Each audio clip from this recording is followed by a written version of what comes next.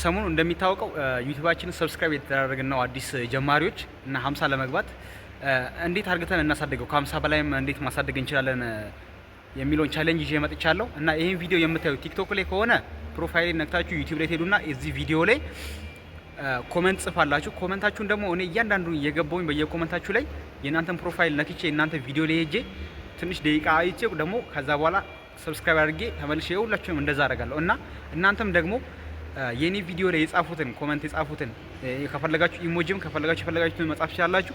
የዛን ሰውዬ ኮሜንት ነክታችሁ ፕሮፋይሉ ላይ ነክታችሁ በመሄድ ሰብስክራይብ አድርጋችሁ ኮሜንት ጽፋችሁለት የጻፋችሁለት ሰው ደግሞ የእናንተን ኮሜንት ነክቶ የእናንተ ሰብስክራይብ ያደርግላችኋል። እና 10 ሰው እየያዝን እንደዚህ ሰብስክራይብ የተደረግን ለምን አናሳደገም የሚል ቻሌንጅ ይዤ መጥቼ ነው። ይመቻችሁ።